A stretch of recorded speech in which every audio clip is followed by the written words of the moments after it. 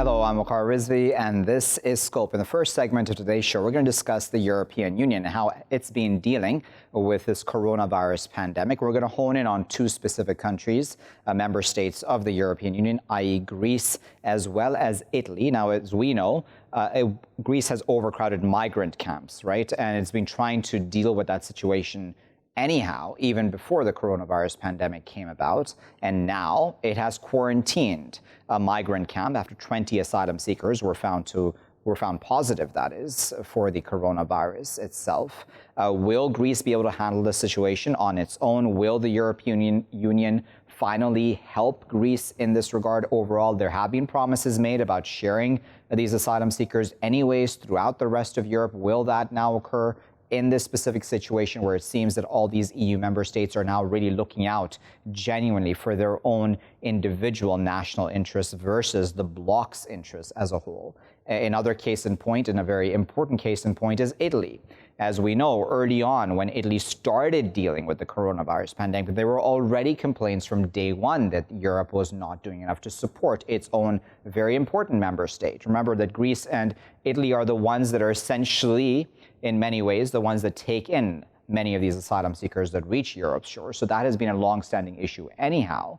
But now with the coronavirus as well, Italy felt left out. We've had the likes of the Russians, the Chinese, and others who have swooped in and are helping Italy. Now the European Union and Ursula von der Leyen have apologized to Italy, saying that yes, more should have been done from the get-go, and have apologized for that situation, saying that now there will be more help. Can they be believed in that regard as well? Let's discuss all of that a bit further. We're now joined by Max Civili, who is a journalist. He is joining us from Rome. Also joining us from the Italian capital is Cecilia Sottilotta, who is an assistant professor of international relations and global politics at the American University of Rome. Cecilia and Max, thank you both for your time today. Max, let me start with you. Tell us about what you think Italians feel about the European Union right now as we're speaking. Ursula von der Leyen, to her credit, has apologized for what are very clear gaps in how Europe should have supported it. Well, there's a perceived sense of abandonment towards the European Union. I was at the market this morning, and of course, everybody was trying to observe the social distancing rule, and I was there with the camera. And a lady told me, "Who do you work for?" And I said, I work for a number of television. And she asked me, "Are they German?" And I said, "No, they're not." "Oh, okay, better that way." So this shows you what Italians and how Italians feel about Germany and about other European countries such as Holland and Austria and Finland as well. Well, Italian television these days are inundated of TV reports on what will happen after the coronavirus crisis, how the European Union is going to handle the crisis, and how Italy and 14 other countries will reach an agreement with the three countries I mentioned before, Germany, Austria, and Holland, to handle the situation at a financial level. At this stage, Italy is backed by France, Spain, the three Baltic states, Estonia, Latvia, and Lithuania, Luxembourg, Cyprus, and Slovakia, and they all are calling on the European institution to introduce recovery bonds or corona bonds. Yeah. But the idea of sharing the debt is resisted by wealthy countries such as Germany, Austria, and the Netherlands. And this, of course, is causing a uproar among Italians. Cecilia, what are your thoughts on that? As Maxler said correctly, of course, this talk of corona bonds, right? That's been that bone of contention, especially with the richer, wealthier EU member states not necessarily agreeing with that form of economic help for Italy. How vital are those bonds? I mean, is this as big a deal as we think it is? So I don't think that the problem is the tool in itself. Like corona bonds is just one possibility. The issue at stake here is to have some form of mutualization of government debt This is basically what this is all about. I must say that I find these narratives that oversimplify reality very damaging, even by the press, because it is true. I mean, we shouldn't have these fiscal saints versus fiscal sinners sort of narrative that we witnessed during the financial crisis since 2008. I think this is very damaging. But also this narrative that's been pushed that the European Union is not helping Italy. And it is partly due to the fact the European institutions made huge communication mistakes at the beginning of this crisis, for sure. I think this is very, very damaging. So I think that the Corona bond the Euro bond in general, this concept is a bit of a taboo for many countries, which you have mentioned, like Germany or Holland, for instance. Their leaders must sell these measures to their public opinion. Yeah. Okay, so it's not so easy to reach an agreement, even though I must say, I was reading today an interview with the president of the Eurogroup, Centeno, who says that the European Union is actually ready to respond with a number of instruments, which may include, for instance, the resort to the ESM, European Stability Mechanism, without conditionality, which is what Italy absolutely doesn't want conditionality on any lending. So it should be launched next week. And we also see the European Central Bank has actually launched very, very important operations. They started purchase basically bonds issued by governments, including Italy, right? And it's a massive injection of liquidity in the market. So, I mean, it's too easy to say that the European Union is not doing anything. There are difficulties and there is miscommunication, but let's avoid oversimplifying reality. So let's continue to talk about the reactions to this, though, Max, because Giuseppe Conte, the Italian Prime Minister, in fact, wrote a letter to Italy's La Repubblica, right, in response to Ursula von der Leyen's apology to Italy and Italians. And he, speaking about the fact that she said that, I'm sorry, the EU is with you now.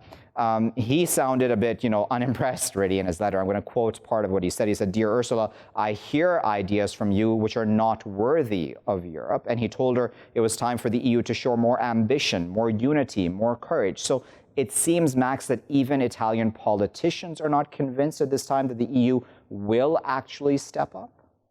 Well, absolutely. Over the past days, the Italian Prime Minister, but also the Economy Minister Gualtieri, appealed to the European Union founding fathers' principle of solidarity, which has informed the building of the build-up of the European Union for decades.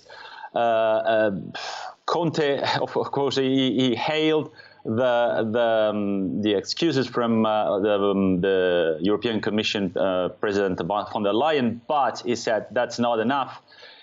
Because the main issue that will be discussed on Tuesday by the finance minister, by all finance ministers of the bloc, is the tool. Which tool is going to be picked to tackle the effects of the coronavirus? It looks like there's going to be a combination of 3 different tools, but some countries like Germany, because I was listening to what my counterpart was saying, it's not rather against the European Union that Italians are expressing their feelings these days, but it's rather against the states of the bloc or some particular countries of the bloc. Because Germany keeps saying that Italy should resort to the European Stability Mechanism, which has about 500 billion euros of unused lending power, and use it to cushion the coronavirus crisis. But Italy and all countries affected are saying that using this instrument would result in taking on more debt. And Italy already has a huge debt that stands at 135% of its GDP. 2.4 trillion is the amount of the debt, and it's significantly bigger than Italy's economy itself. So that's why there is this sentiment towards certain countries, not much towards the European Union. Okay, that's the point, isn't it, Cecilia? That these are sentiments towards specific countries like Germany and otherwise. But then I'm gonna go back to Matteo Salvini, and I know that he's a polarizing figure certainly within Italy. But he has said, and I'm going to quote him, that she could have thought of this sooner. Speaking about von der Leyen's apology to Italy and Italians, saying that from Europe all we are getting is words and smoke and zero substance. Obviously he is using this for his own political leverage and to gain a more of a foothold where he may have lost it recently. But does he have a point, again, going back to what may happen after the fact? Do you think that we're now going to see an even stronger right-wing movement within Italy? And then what does that then mean for Italy's place within Europe? I think this is a very important question, and I think that a lot of the extent to which parties such as Salvini's League will be strengthened after this crisis will depend on how the European Union will actually behave. So for sure, Salvini, as you pointed out, he's trying to garner some attention because nobody's really speaking about him anymore at this point, since we are, there are serious things to discuss right now.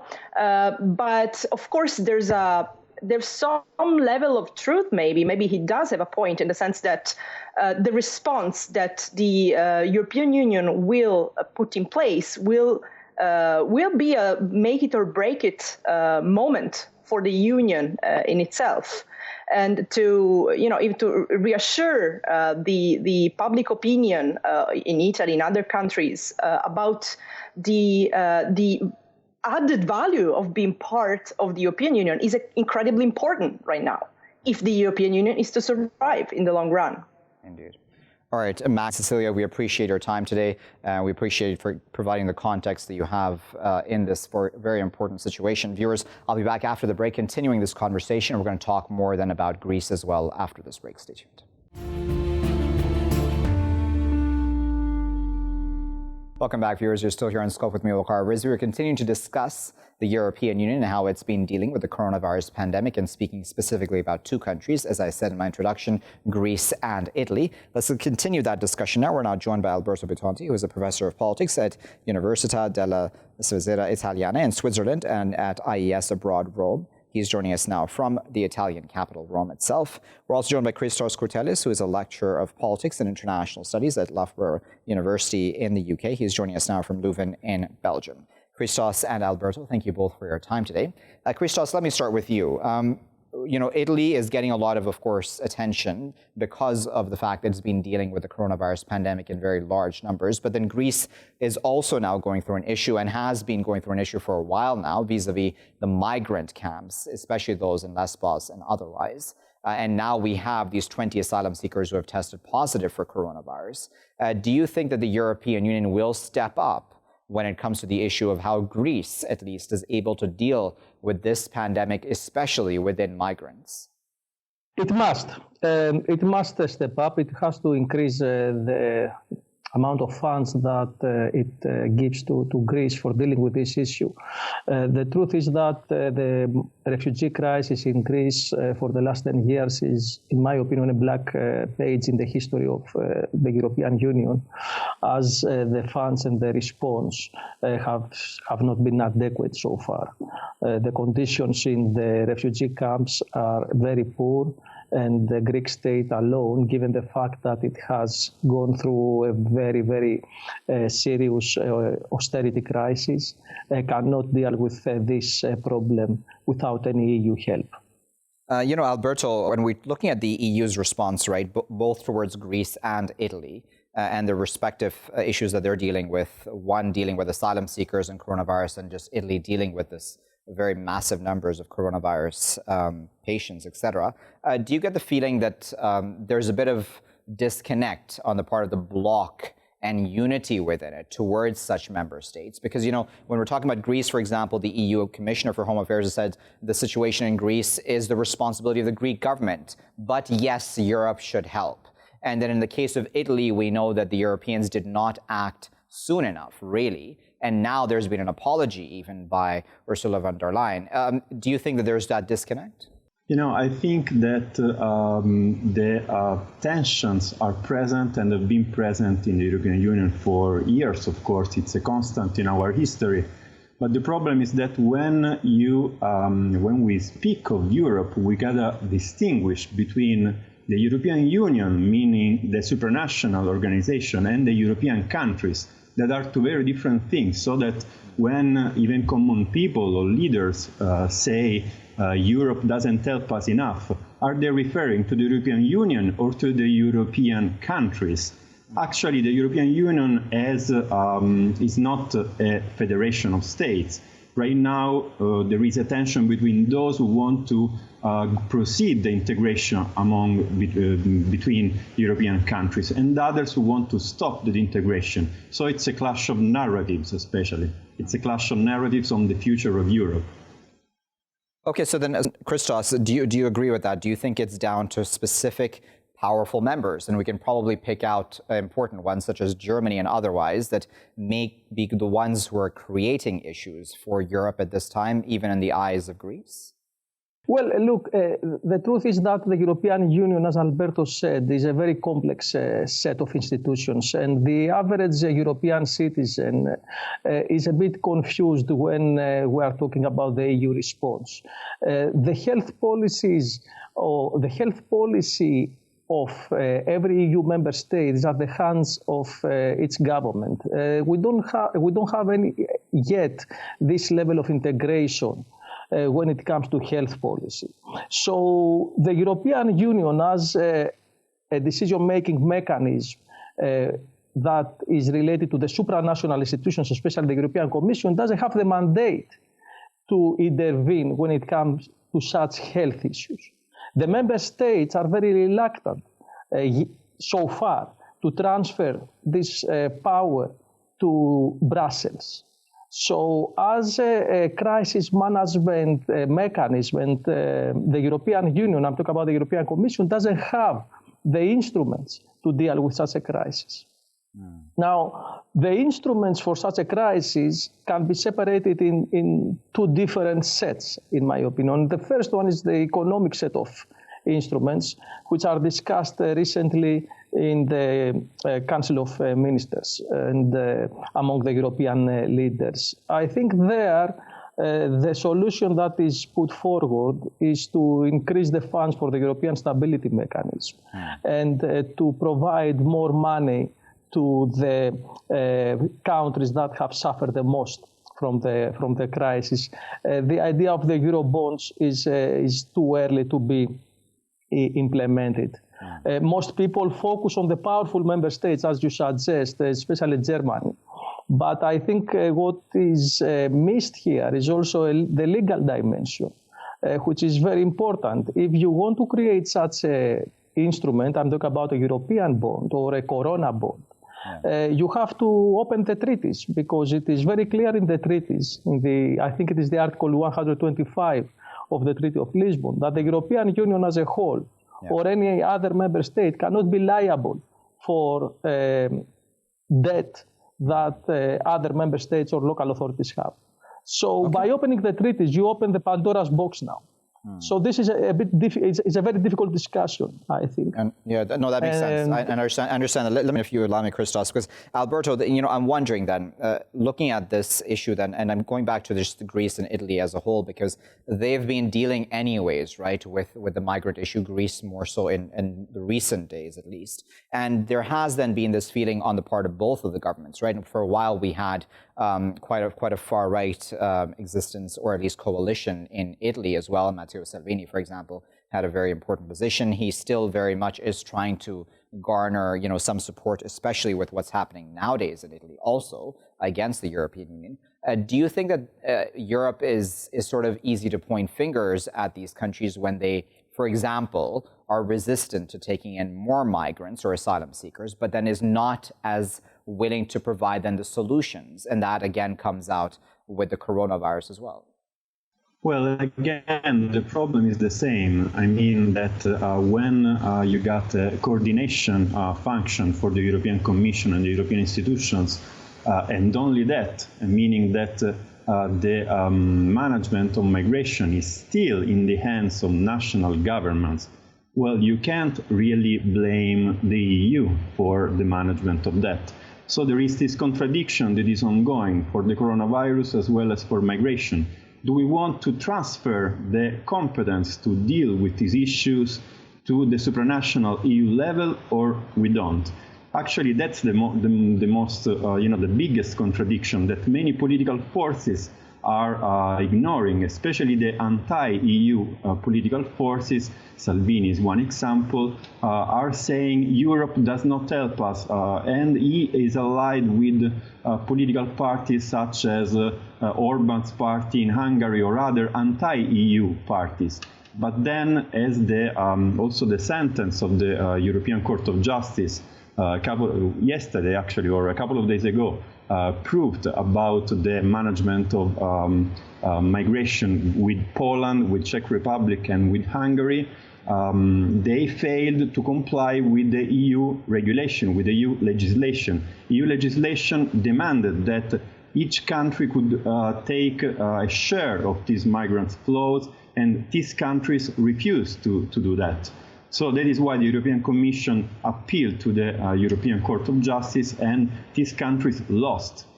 So that's the game that they're playing right now. And the coronavirus is only the next step, the new step of this game, but the political game is ongoing for many years now.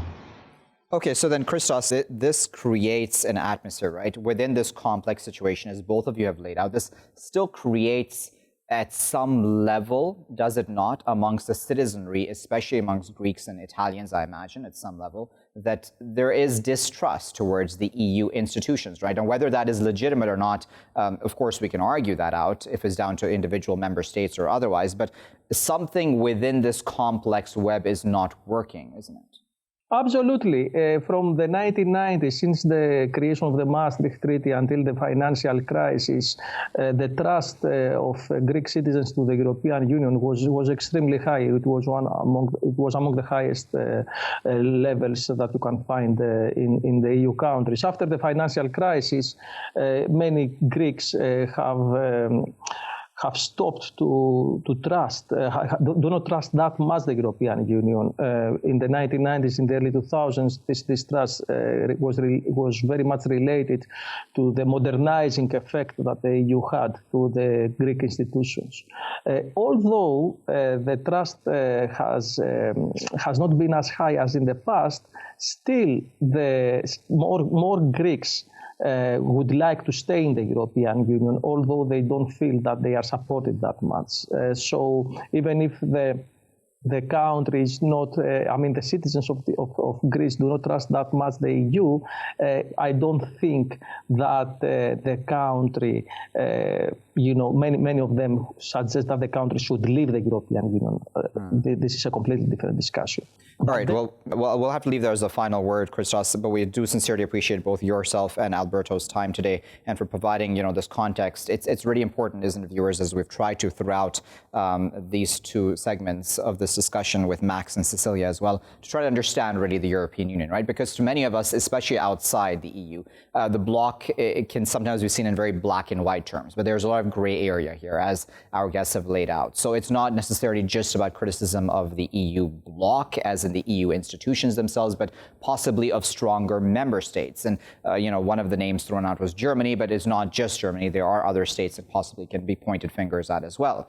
But on top of that, there's also this complex web of treaties and understandings of laws as they play out between member states and this overarching EU institution. How much leeway, how much control does the EU institution really have over individual member states' activities? Now, that's obviously complex, and understandably so, because there's always issues then of sovereignty which come into play. Nevertheless, though, when it comes to unity within the bloc, we've seen that essentially in some ways fall apart, at least early on when it came to Italy and how it's dealt with coronavirus, as well as Greece, really, and how it's having to deal with the migrant issue, and now on top of that, coronavirus within those migrant camps. on Lesbos and other islands that Greece is hosting migrants and asylum seekers on. We'll have to wait and see certainly how this all plays out going forward. Will the likes of Salvini rise again? Also in Greece, possibly, because it seems that even amongst the citizenry, opinions are hardening, aren't they, in some way? However, as our guest at the end there said, Christos, this doesn't necessarily mean anyone wants to leave the EU. It just means that they have some legitimate grievances towards how the EU operates at this point. I'll be back with my next segment after this break. Welcome back, viewers. You're still here on Scope with me, Waqar Rizvi. In this segment, we're going to discuss privacy. And now, more than 100 civil society groups have brought up the issue of coronavirus, which is being used on some parts, according to some, legitimately, to be able to track and survey people who do have the coronavirus and to try to figure out the patterns surrounding the virus and its spread within the communities, respectively, around the world, of course. But then there is also concern, certainly, that this and these measures will then remain in place even after coronavirus ends, whenever that does happen, a year from now or later. Because then there's always the example, or one of the examples that is used by human rights groups is that of 9/11, and the surveillance tactics brought in since that time have essentially remained, even though to the rest of us it was sold as temporary at that time at least. So the concern is that governments around the world will be misusing this information to continue to then invade our privacy as citizens of the world. Now, one of the examples that is brought up even in the Amnesty report surprised me, and I'm going to hone in on that just for a moment, is in South Korea, right? Because we can talk about many countries that are not democracies in the world and the fact that they may use these tactics, but when a democracy such as South Korea too does it, then that's a worrying sign, isn't it? Where in South Korea, authorities have been sending health advisory texts, which have been accompanied with personal details of infected patients, including hyperlinks, which open to detailed data about their movements. Now, this is obviously going to raise alarm bells because it breaches medical confidentiality, it fuels stigma, et cetera, et cetera.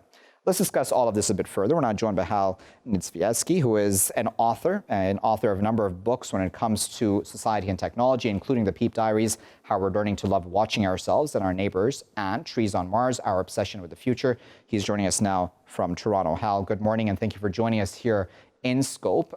Should we be worried, Hal, about our privacy in the context of what's happening? Because the argument on the part of governments, I imagine, would be, listen, we need to track everybody to be able to deal with this pandemic. Oh, we should be worried. We should be probably a lot more worried than we actually are. And that's generally been the case with all the technological interventions into tracking our everyday lives, since 9/11, really, and the rise of ubiquitous use of cell phones and mobile devices. It's something that most people do not care about or recognize explicitly because they just do not know what they're giving up when they click on the button. You get those 50 conditions, and do you want to download this app? Here's 8 pages of tiny print, and then you scroll to the bottom and you say, okay, you don't read it. You don't read the things that they can do with your information. And you are just in a hurry to get to the thing that will give you the pleasure or utility that you want. So magnify that by 100,000 times now in terms of will you agree to this, that, or the other to help keep your family safe, to help keep your community safe. Do you agree to these things? And of course you're like, where do I say yes? No one wants to be the one who says, no, I don't want to help keep my society and community safer. Even though many of these things are long-term going to be disastrous, and even short-term probably don't have that much utility. So then what sensible policy making then be or look like in this regard then, Hal? Because as I said in my question to you, a government would argue we need to figure out how to track this pandemic, right? And its spread amongst people. So to an extent, do we need to give a bit of temporary leeway in that regard? Well, the first thing we have to recognize is there are 2 kinds of violations of privacy. The first is aggregate data that is anonymized. So we might go to an app or a device like a smart thermometer, which sends information to the cloud, and say, show us where the fevers are in this country, but strip out the names, the addresses, the IP numbers, because we don't want to invade people's privacy. So it's still an invasion of their privacy because they may not have consented to have that information used in that way, but it's aggregate data that is anonymized. And I think that in the circumstances, you could certainly make a case for using that kind of data. Similarly, things like tracking movements through GPS information embedded in smartphones. And again, having before it goes anywhere, it's stripped of all the things that you could use to get down to the micro, the actual individual. So that's one kind of quote unquote privacy invasion that I think you can make the case and say, okay, that might be fine in a limited capacity to help fight the coronavirus. The other kinds of things that are happening range everywhere from mandatory app downloads that are linked to wristbands that you have to wear. I believe that's happening in Hong Kong for new arrivals. Kind of house arrests / mandatory quarantines are happening in China, where you are you're sent somewhere and you have an apartment where it's literally outfitted with the capacity for the door to only open 4 times a day, after which alarms are being sent to the authorities. So those kinds of things are, I think, a lot more questionable. Facial recognition software that is being repurposed from trying to find, criminals to trying to identify people who have been put on a quarantine list and might be evading that quarantine list. So those, to me, are very questionable moves that probably have very little utility in actually fighting the virus. Let's talk a moment, Hal, because it seems that there are companies out there, aren't there, that are making a pretty penny when it comes to this entire issue of surveillance and data gathering, aren't there? And I mean, there are quite a few groups that we can probably talk about. There's the Israeli group, the NSO group, and there's others such as Clearview AI and Palantir, if I'm pronouncing that correctly, who are in talks right now, in fact, with U.S. authorities regarding data surrounding the coronavirus pandemic in that country's borders. How influential and how important is that aspect to all of this? That this is not really just in government's hands, but it's in private companies' hands who obviously want to make a profit. Sure. I mean, what the biggest money making in most of the kind of technologies that we use today, one of the biggest money makers is in selling the data. It's gold for marketers. To know where you go, when you go. Do you stop for a coffee? Do you stop to get a bite to eat? When, where, how, why? And so the more tracking that is done, the more marketing, individualized marketing can be sent to you. So they know, at 2 p.m. you usually stop for a coffee. All of a sudden you're getting a coupon for the place across the street that you don't generally go to. That sort of thing, the more it's expanded, it's worth billions of dollars. And what's really frightening is that the capacity to expand this kind of surveillance becomes quickly very normalized. So you start to think of this as, this is a convenience that they've recognized my face. They know where I'm going, when, and are offering me quicker ways to get there, ways to save money, so on and so forth. But you don't actually know what else they are doing with your data, and it can quickly become coercive if the tides change, and all of a sudden it's no, we've decided that you're not supposed to do that sort of thing. We'll have to leave there as a final word. I know we've just touched the surface of this issue, but we really appreciate you sharing your expertise with us on this topic and, trying to put this into layman's terms for the rest of us around the world. That was Hal speaking to us there this morning from Toronto. This is a really important issue, isn't it? Because even after 9/11, a lot of us gave up our privacy and willingly did so, as Hal there said as well. Even now, when we go on websites and fill out forms online and otherwise, we tend to just subconsciously give up a lot of our privacy, don't even read the fine print, really, as Hal there said. I mean, for 90% of us, probably, we don't actually go through the fine print, don't really know about the kind of privacy that we're giving up to XYZ corporation and or government when we're signing up to something online. Is that the same issue now when it comes to this entire coronavirus issue? Are we now entering another era where our privacy will be invaded even further, our data used even more now to try to sell us things or to try to use these things against us in some fashion, be it hiring practices or otherwise? I mean, the possibilities really on misuse of such data is also endless, is it not? When it comes to insurance companies too, and medical histories especially. There's a reason why medical histories are meant to be confidential in some regards around the world. So this is very worrying, certainly, and for these 100 groups, civil society groups, to bring this up is really important, but is unfortunately not getting the kind of attention that it should be getting around the world at this point in time, as all of us, of course, worry about our health and safety as well at this time of the coronavirus pandemic. I'll leave it there for now. I've been Waqar Rizvi. Thanks for watching.